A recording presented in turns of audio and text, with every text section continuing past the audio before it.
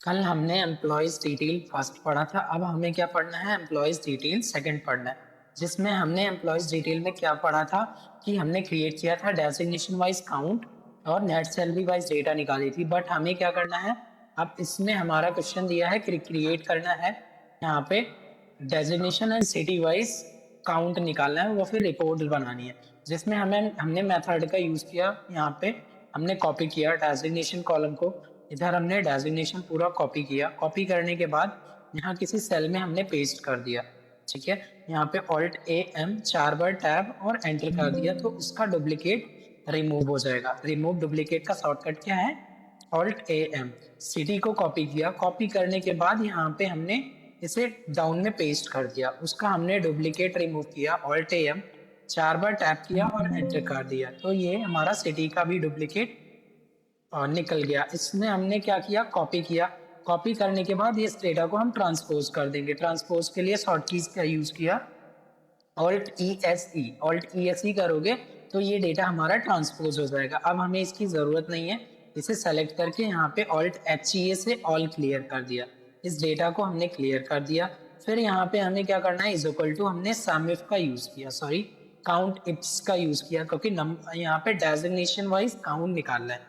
ठीक है, designation and city wise count और रिपोर्ट बनानी है, जिसके अंदर हमने यहाँ पे फॉर्मूला हमने काउंट इट्स का यूज किया, क्योंकि नंबर ऑफ कंडीशंस हमारे पास मोर देन 2 है।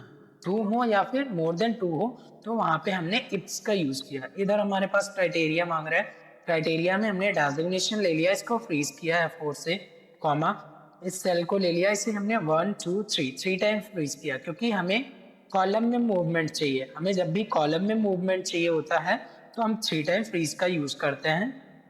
फिर कॉमा, उसके बाद हमने क्या किया, यहाँ पे सिटी ले लिया, सिटी को फ्रीज किया, फिर कॉमा, उसके बाद हमने अप एरो का यूज करके उस प्रॉपर सिटी को ले लिया जो हमने इसमें से रिमूव किया, डुप्लीकेट रिमूव किया। अब इस सिटी को हमें हमारे रो में है तो रो में मूवमेंट कराने के लिए 2 टाइम F4 करोगे। यहाँ पे हमने 2 टाइम F4 प्रेस किया, ब्रैकेट ऑफ किया, एंटर। यहाँ से सेलेक्ट किया, सेलेक्ट करके राइट फिल और डाउन फिल कर देना। यहाँ पे डेटा हमने क्या ले लिया, कंट्रोल आर कंट्रोल डी कर दिया। फिर यहाँ पे हमें क्या निकालना है, ग्रैंड टोटल। क्यों, क्योंकि ग्रैंड टोटल से हमने पाइवोट टेबल से वैल्यूज को मैच कराना होता है, तो हम किसका यूज करते हैं, ग्रैंड टोटल का। तो ग्रैंड टोटल के लिए हमने ऑल्ट इक्वल टू यूज किया, एंटर। यहाँ से हमने सेलेक्ट किया, सेलेक्ट करने के बाद कंट्रोल आर करोगे तो डेटा हमारी राइट फिल हो जाएगी। फिर यहाँ पे हमने पेस्ट किया, इधर हमने ऑल्ट इक्वल टू किया, एंटर। इसके बाद यहाँ से सेलेक्ट किया, इस डेटा को सेलेक्ट करने के बाद डेटा को डाउन फिल कर देना, कंट्रोल डी करोगे तो ऑटोमेटिक क्या करेगा, इसका काउंट निकाल देगा। अब ये जो चीजें हमने निकाली हैं ये सही है कि गलत, उसको चेक करने के लिए हम क्या करेंगे, इसमें पाइवोट टेबल का यूज करेंगे। अब हम डेटा पे जाते हैं, डेटा के अंदर alt N V, alt N V T हमारा पाइवोट टेबल का शॉर्टकट है।